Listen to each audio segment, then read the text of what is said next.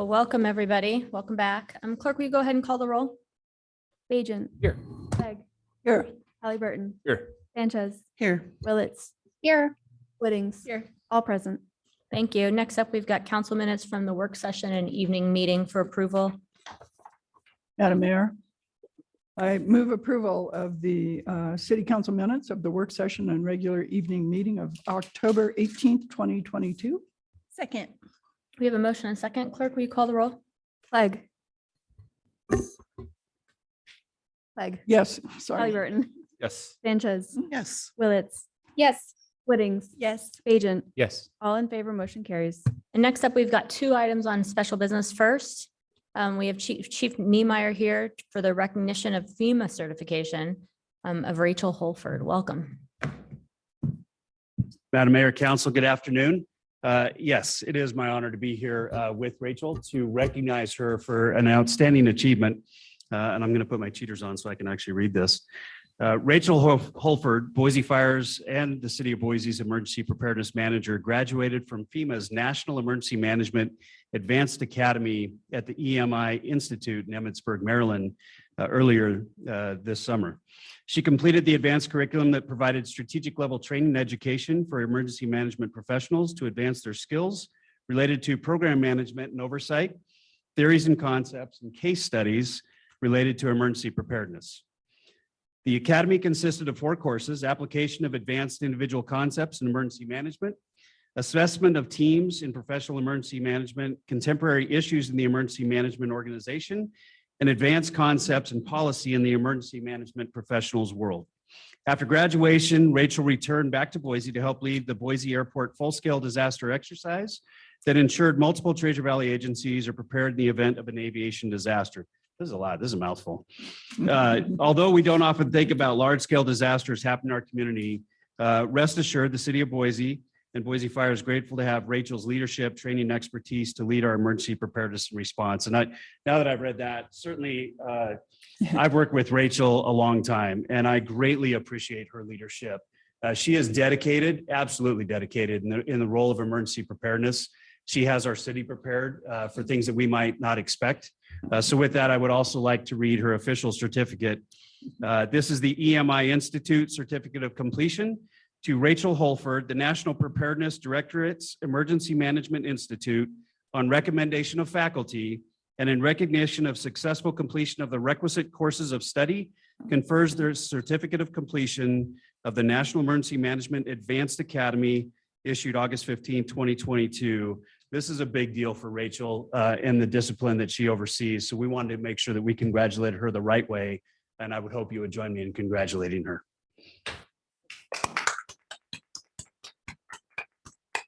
So if you want to say a few words. I've never known you not to say a few words. I'd just like to say thank you. In the 20 years that I've been doing public safety, this is a big deal. We've talked about it for many years to have a program here that really focused on preparedness and resiliency. And I am so grateful to have continued this education in this process and also learn from many others across the nation. I can tell you right now with all of my cohort, they were very proud of where Boise has come and where we are headed. We are truly blazing the trail for all of us here and the partnerships. So thank you so much to all of you and to Chief and all of our city department leaders that have embraced this program and continue to support its development.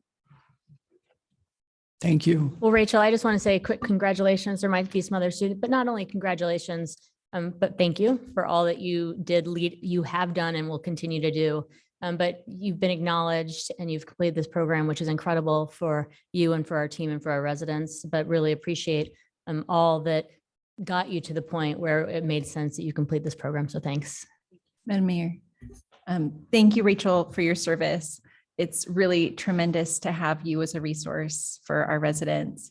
I hope that we never have to fully exercise your expertise, obviously, but it's really comforting to know that we have people with your specific expertise and skills and certification helping us in these very critical areas. And I just want to additionally say it's really neat to see civilians, working in the fire department gaining these skills. And I think it really puts an exclamation point on the importance of those civilian positions within public safety in the city. So thank you so much. We really appreciate you. Thank you. All right, next we have Eric with the quarterly finance report. And you all saw that we tried to update this report and its delivery in such a way that makes it more user-friendly for both council members, myself, and importantly, the public.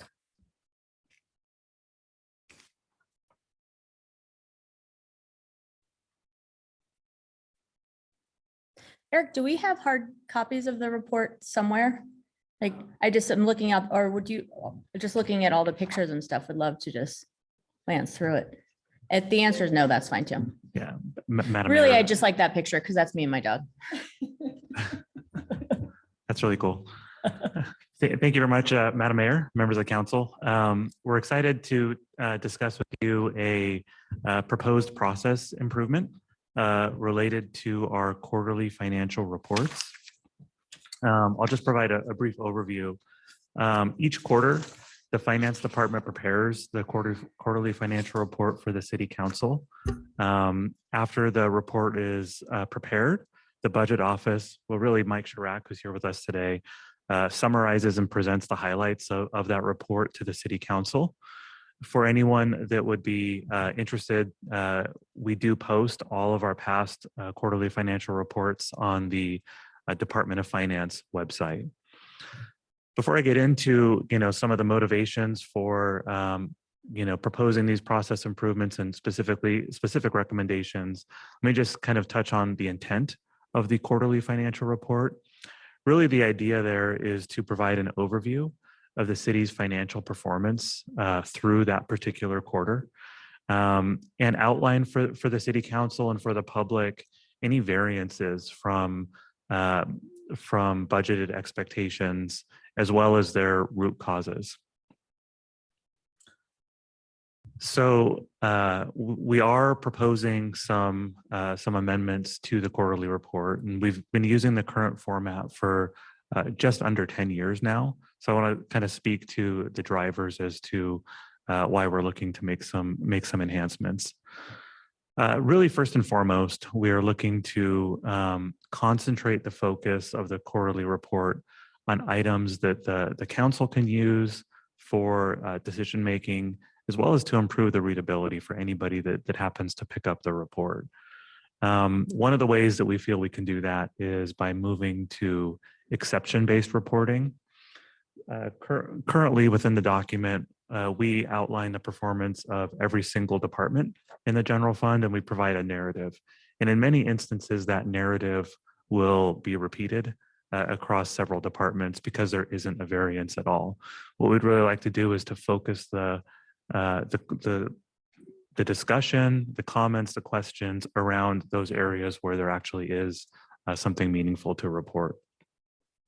We'd also like to, as we look to refresh this report, place an enhanced focus on operations, as to, really speaking to the reasons why deviations from expected levels might be occurring.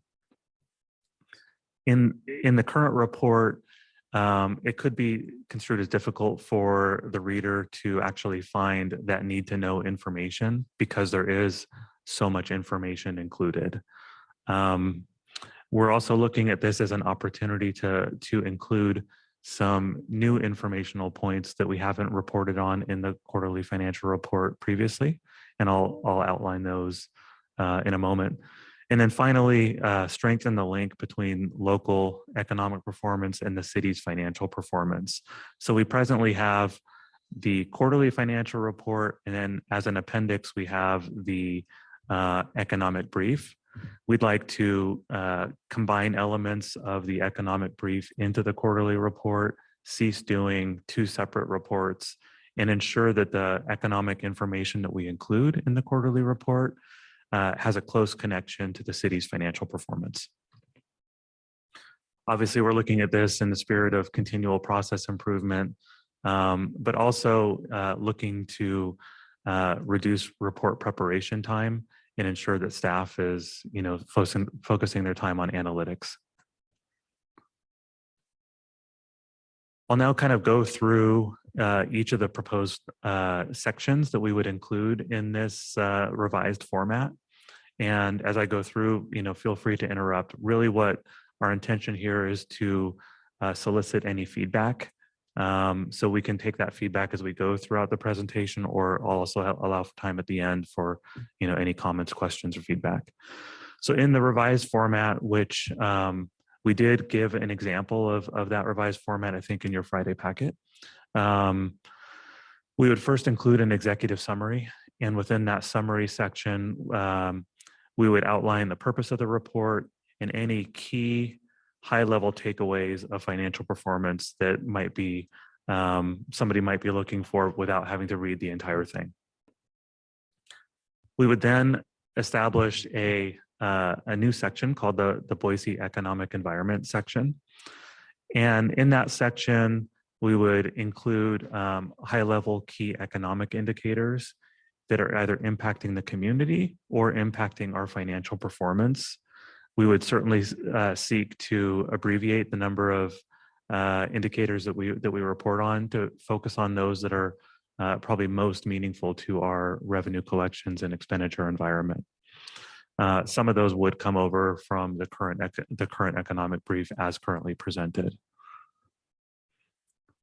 The next section that we would propose would be a general fund revenues section. This would also be a high-level overview, followed by a discussion of revenues by category. And by category, I'm meaning property tax and then sales tax and development fees in each of the categories that we presently include in our budget document. And then there would be a narrative following, a table and some high-level information. And in that narrative, we would highlight departmental variances from anticipated collections. We propose doing the same with the expenditures, a high-level overview of our expenditures by category, and that would be personnel, M&O, and capital and equipment, followed by a discussion of expenses by each category, showing historical performance and current performance. And in that narrative, we would highlight departments that have variations from anticipated collections. We would then propose doing a summary of other funds. So presently we report on every fund outside of the general fund, but some of those funds are really quite small. And oftentimes there's not much new to report actually. So what we would propose would be every quarter ensuring that we always talk about the airport, the solid waste, and the water renewal funds. And then the other funds would include a narrative as warranted. And I'll outline in a little bit how we would ensure that the council still had a view into the financial performance of those funds. We propose in this revised format to include the contingency tracker. That's currently an element of the quarterly report that I think is valuable for the council members. It outlines any amounts allocated for the city council strategic planning contingency or for the unallocated operating contingency, as well as any uses throughout the year. And we propose continuing to report on that. A few new sections which we would propose to add would be an overtime analysis, outlining the budgets for every department for overtime, their proposed usage, and a narrative, if warranted, on department use. The next element would be also a new section, which would be a vacancy status. And in that vacancy status, we would show the number of vacancies in the general fund, all of those in the other funds, as well as aggregate that for a citywide vacancy report. I think that would be a very telling report when you're looking at the financial performance of any individual department. Another new element that we're proposing to add would be an IBC look back table. So presently the council approves interim budget changes throughout the course of the year. But oftentimes it can be a little cumbersome to go back and find what was approved and when that was.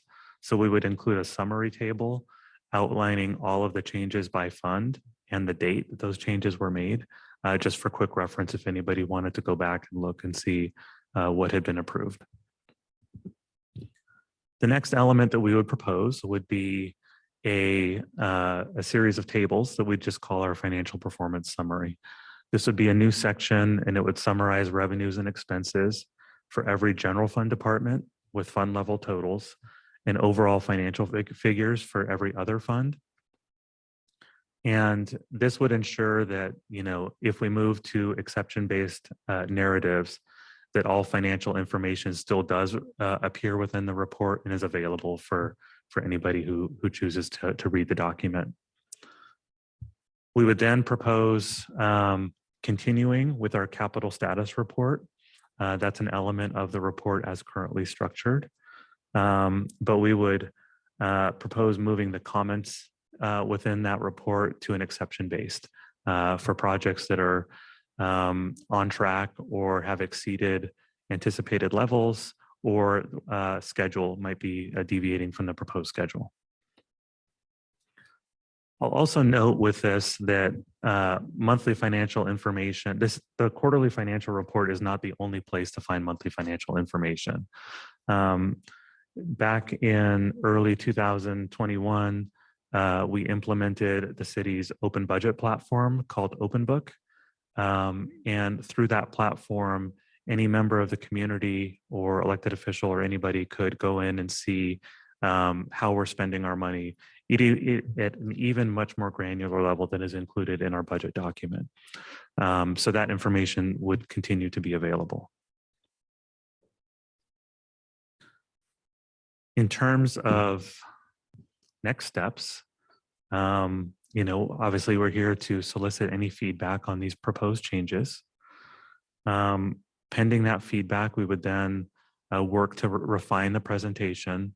The illustrative example, which was distributed last week, was purely that. It was illustrative, and we would work to improve the graphical display of information. You know, make sure that it meets our objective of readability. We would work to enhance our internal monitoring procedures and automate production. And then our goal here is to implement this revised structure in time to have it be reflected as part of our Q1 report for fiscal year 23. So that would be February timeframe of next calendar year. With that, I'd be most happy to stand for any questions or feedback that the council might have. Madam Mayor. First feedback, the new sections, particularly the overtime report and empty FTEs, I think are going to be really illuminating. So thank you. The question, my understanding of like exception-based reporting is like from the database world, where you have a body of data and then you get incoming data streams and you flag and deal with something that deviates from the basic body of data. And I assume it's kind of the same here, but the question is like, what's the register basic data that we're noting exceptions against? Is it the budget as passed? Is it something else? Like when we're doing exception-based reporting in these topics, what is the base data that we're flagging exceptions against? Councilmember, thank you for that question. The way that we would approach this is we would, you know, obviously have our budget. We would look at the actual budget to actual variances for every single department, and we would have to establish some sort of a materiality threshold for variances. In some instances, they may be very small. In other instances, they may be bigger. It's hard to establish a mathematical equation to do that because of seasonality and the way that some of our revenues and expenditures occur. But, you know, we're building out seasonality tracking and mechanisms that we would be able to do that. I'm not sure if that answers the question. I think so. So that we're tracking deviations against the budget. And there's going to be some challenges because revenue comes in different ways and expenditures go out in different ways. But the baseline that we're noting exceptions to is the budget that we passed. That is correct. Awesome. Thank you. Thanks. Madam Mayor. So a little bit of follow-up on that, and I was glad to hear you say that, because this was my question, that not every exception will be measured the same way, that you'll measure it based on what is exceptional for that particular thing. I just wanted to highlight that, and I think that for those of us who've been reading these for a while, over time, you sort of learn what the patterns are, but it's really difficult to know if this is an exception or not in this particular time, based on historic trends and blah, blah, blah. So I assume you'll be doing all of that for us. Is that? That is correct, council member. Thank you. Yes. Quick question. You noted that everyone will still have access to the base numbers behind all of this on our open book platform. Just would you include a link to that every time you do one of these, just so if other people are looking at it, or council members, and they want to go dig into the data, they don't have to go look that up? Absolutely. That's a wonderful suggestion. Thank you. Thank you. I just want to know how nice it is that you are putting forward effort to make sure that not only council members, but the public are receiving this information in a way that makes sense, that is enlightening, and that it's both of those things without having to have like some kind of business degree or being an accountant or an economist. So I think that that's really great. It just really enhances our understanding of things. And similarly, in the Department of Internal Audit, we're doing some, Brian's walking us through something similar, like what does it look like to have reporting that really works and makes sense and is easy to use and easy to understand. So I think that those two things I think are great to have. Really appreciate your efforts in that area. So thank you. Thank you. Madam Mayor, just a quick question. So this is hopefully going to be more efficient for you and your team. Do you have an idea of how much time you think this is going to save for y'all? Councilmember, I can't answer that. I would speculate that in the earlier months, the earlier iterations, that this is probably going to be a little bit more of a lift. Yep. As we kind of work through process improvements and make sure we get all of our wiring straight. But we do spend a significant amount of time on this. I would guess, a matter of days when you look at cumulative hours.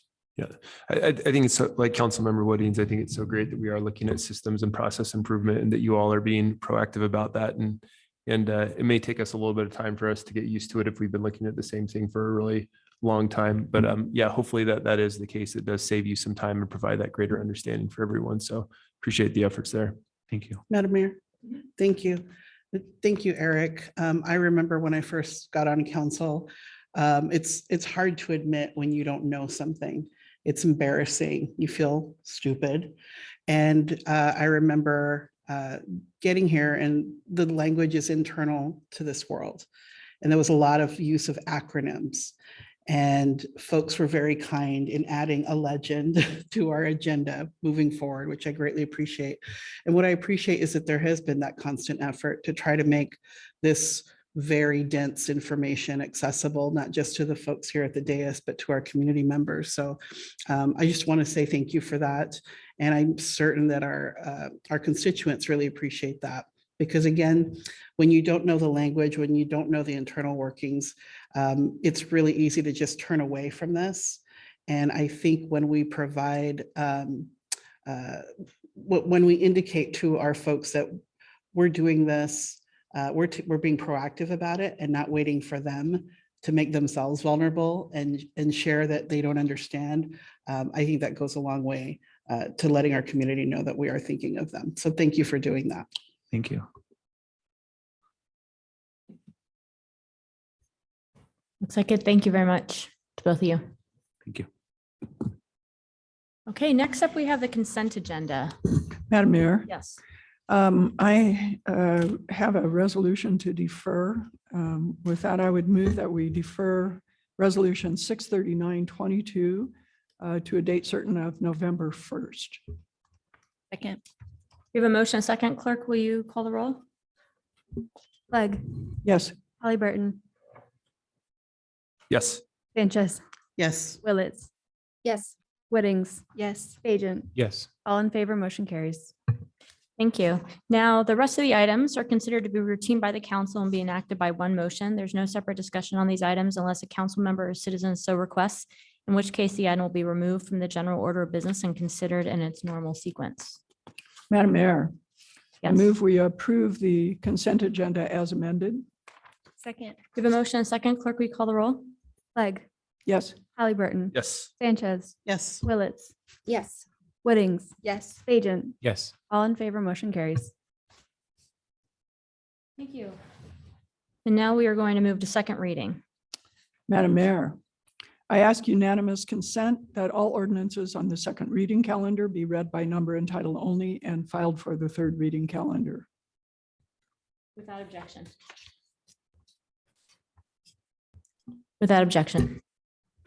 ORD 50 an ordinance amending Boise City Code Title 10, Chapter 4, entitled Solid Waste Services to govern commercial organic waste collection services in the city, setting forth registration requirements for commercial organic waste service providers and exemptions, setting forth standards and operation requirement for all registered commercial waste service providers, providing for the enforcement of standards and requirements of commercial organic waste service providers in violation of this chapter's provisions, amending the language in several sections and subsections to be consistent with the added commercial organic waste service provisions, amending Section 1, subsection 6 to add new defined terms and update existing definitions, amending Section 2, subsection 6 to provide maximum service distances for carryout and premium carryout services, striking and moving the assumption of risk subsection from Section 3, subsection 6 to newly added Section 3, subsection 7, adding a new Section 3, subsection 6 entitled Commercial Organic Waste Service, amending this chapter overall to provide general cleanup such as consistency in use of terms, brevity, and improved grammar and clarity, approving a summary of the ordinance and providing an effective date. Thank you. And now, that was the only ordinance. So now we'll move into executive session. Madam Mayor, I move that we go into executive session, personnel, land acquisition, records exempt from public disclosure, pending probable litigation, communicate with risk management regarding pending probable claims, labor contract, Idaho Code 74206 1B C D F I and J. Second.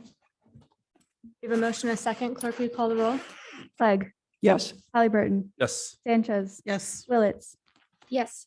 Whittings, Yes. Agent. Yes. All in favor, motion carries.